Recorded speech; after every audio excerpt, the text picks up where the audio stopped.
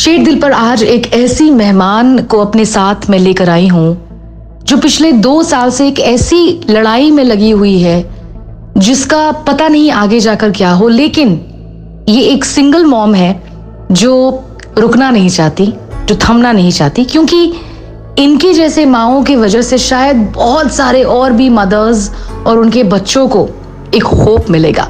शेर दिल पर आज मैं स्वागत करना चाहती हूँ आरती मल्होत्रा का। चलिए हो जाए उनसे 2 बातें। शेर दिल विद स्मृति। आरती, अपने बारे में बताइए, अपनी कहानी दुनिया तक पहुंचाइए। आरवी के बारे में एक सिंगल मदर होने के नाते प्लीज बताइए। स्मृति जी, इस मदर को शेर दिल में बुलाने का, इस मदर की आवाज़ और इस बच्चे की आवाज़ और मदर्स और बच्चों तक पहुंचाने का बहुत बहुत शुक्रिया स्मृति जी। आरवी एक बहुत ही प्यारा 16 ईयर ओल्ड बच्चा, मेरा बहुत ही उसके सपने थे। इतना ईमानदार, इतना दिलदार, इतना ब्रेव बच्चा जो हर कदम पर बड़ों का सम्मान, रिस्पेक्ट करने वाला। Poet, artist, writer, fashion designer, makeup artist, nail artist, jewellery artist, क्या नहीं करता था वो, और वो क्या नहीं था। जितनी भी खूबियाँ मैं उसकी बताऊँ कम है। आरवी के साथ बहुत ही बुरा हुआ, जो कि मैं ये बात आज बता रही हूँ। भगवान किसी भी बच्चे के साथ इस तरीके की दरिंदगी उसी के स्कूल में ना हो। आरवी बहुत छोटा था, उसको बुली किया जाता था, अलग अलग नामों से छेड़ा जाता था उसको। उसके शौक़ थोड़े अलग होने की वजह से इस समाज में ना आज के बच्चों में एक्सेप्टेंस नहीं है, आज के माँ बाप में एक्सेप्टेंस नहीं है। आरवी बहुत कुछ करना चाहता था ज़िंदगी में। उसने अपने हाथों से कुछ सॉन्ग्स लिखे हैं, उसको वो गाने अपनी आवाज़ में गाने थे, अपनी आवाज़, अपनी बातें दुनिया तक पहुंचानी थी। मुझे कहता था मम्मा मुझे इन्फ्लुएंसर बनना है। जितना बुलिंग मेरे साथ हुआ है और जिस तरीके से मैं निकला हूँ ना स्ट्रॉन्गली इस डिप्रेशन से, इस बुलिंग और इस हरासमेंट होने के बाद भी आज मैं ठीक हूँ, तो मैं सबको हिम्मत देना चाहता हूँ और मैं अपने जैसे और बच्चों की मदद करना चाहता हूँ ताकि ज़िंदगी में किसी के साथ दोबारा ऐसा ना हो। और दूसरा, अगर होता है तो इस सिचुएशन में क्या करना चाहिए और कैसे सामना करना चाहिए इन चीज़ों का, और अपनी आवाज़ के लिए, अपने लिए खड़ा होना चाहिए। सब कुछ अधूरा रह गया, पर कहीं ना कहीं अंदर ही अंदर उसे वो चीज़ें खाई जा रही थी। उसको लगता था उसके स्कूल के टीचर, प्रिंसिपल, ये सब लोग ना उसके अपने हैं, ये किसी को नहीं पता होता था। हमें मना किया जाता था कि बाहर किसी को कुछ शेयर नहीं करना। हमें कहा जाता था कि किसी से कोई डिस्कशन नहीं करना है इस मैटर पे, हम साथ हैं, हम साथ हैं। पर वो साथ हमारे नहीं थे, वो साथ उन लड़कों के थे जिन्होंने आरवी के साथ सेक्सुअल हरासमेंट किया। ये लोग अपनी इमेज बचा रहे थे और आरवी को धोखा दिए जा रहे थे, और हम भूलेपन में बेवकूफ़ माँ बेटा बनते गए।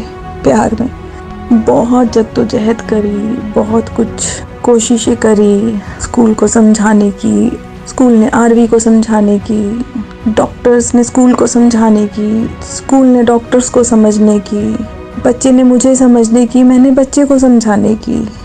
पर आज मैं किसको दोषी ठहराऊं? कौन दोषी है?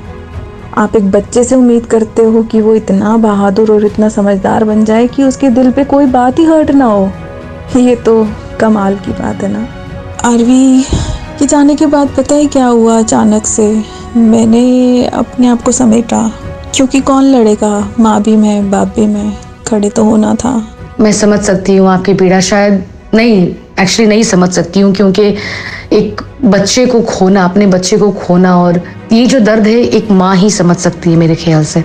आरती, I am so sorry to hear that, but I am sure पिछले 2 साल में एक माँ होने के नाते आप कमज़ोर नहीं पड़ी और आपने एक स्ट्रेंथ लोगों तक पहुंचाने की कोशिश करी अपनी तरफ से। उसके लिए धन्यवाद। आगे बढ़ते रहिए, ऐसा ही करते रहिए।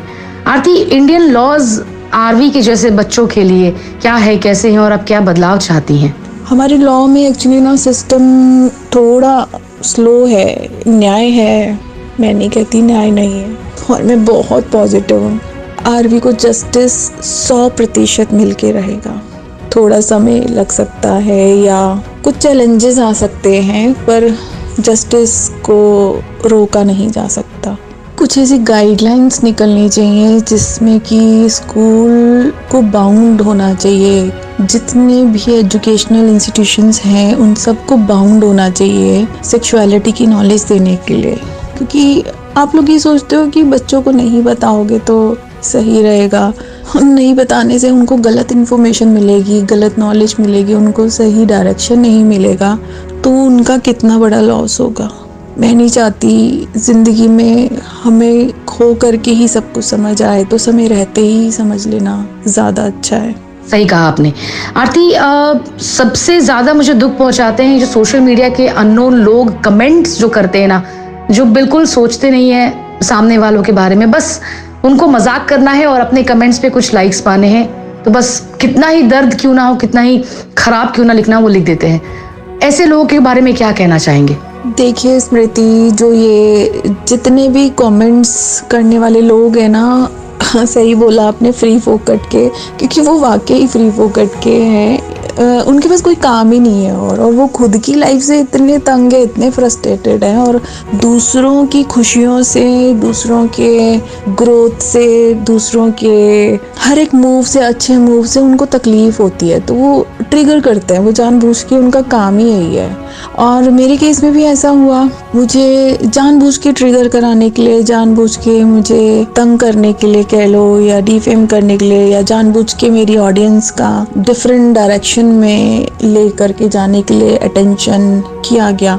इवन यहाँ तक कि आरवी को जो चला गया इस दुनिया से, बोला गया कि हाँ चला गया, गे कम हो गया धरती से, अच्छा हुआ मर गया। तो जो इंसान इस दुनिया में है ही नहीं, हम उसको भी रिस्पेक्ट ये लोग नहीं दे सकते, तो इनसे तो कोई उम्मीद ही नहीं है। तो जो कर रहा है उसके लिए आपके पास एक ही सोच होनी चाहिए कि उसको माफ़ करो, क्योंकि वो खुद की ज़िंदगी से खुद ही परेशान है, उसको खुद ही नहीं पता कि वो क्या कर रहा है और वो क्यों कर रहा है, उसको बस करना है करने के लिए। तो think positive, be positive, and do not give them a reply because they don't deserve your answer even. बिल्कुल सही कहा आरती। मुझे लगता है कि एक लोगों के अंदर सद्भावना आने की बहुत ज़्यादा ज़रूरत है। आरती, कोई मैसेज देना चाहेंगे इस पॉडकास्ट को सुनने वालों को? शेर दिल की ऑडियंस वाकई शेर दिल है, तो मैं उनको यही बोलना चाहती हूँ, रियली में शेर दिल रहना है। डर के आगे ही जीत होती है, अपने डर का सामना कीजिए, अपने डर से भागिए मत। जितना आप अपने डर से भागेंगे, डर आपके पीछे पीछे भागेगा। फॉरगिव करो लोगों को और आगे बढ़ो, फॉरगिव करो अपने आप को और आगे बढ़ो, फॉरगिव करो अपने सर्कमस्टांसेस को, फॉरगिव करो हर एक टॉक्सिक पीपल को, और उनको अपनी ज़िंदगी से दूर करो, टॉक्सिसिटी को। You will be feeling very light, बहुत हल्का फील करोगे, और आज से ही उसको शुरू कर दो और सब अच्छा होगा। मेरे पास हर माँ के लिए एक मैसेज है छोटा सा, अपने बच्चे के सर पर हाथ रख करके उसको वक्त दे के ज़रूर पूछना, बेटा सब कुछ ठीक है ना लाइफ में, तुझे मेरी कहीं ज़रूरत है तो बता। मैं सिर्फ तेरी माँ नहीं हूँ, मैं तेरी दोस्त भी हूँ, तेरी बहन भी हूँ, तू मुझे खुल के सब कुछ बता सकता है। ये मेरी हर माँ से रिक्वेस्ट है। बहुत बहुत शुक्रिया आरती, अपना कीमती वक्त हमें देने के लिए। आशा करती हूँ सुनने वाले जो लोग हैं उनके अंदर थोड़ी तो दर्द, थोड़ी तो पीड़ा जागी होगी, और थोड़ी सेंसिटिविटी भी अगर उनके अंदर आ गई हो तो बस हमारा मकसद पूरा। आप अपना ख्याल रखिए, मिलते हैं अगले एपिसोड में।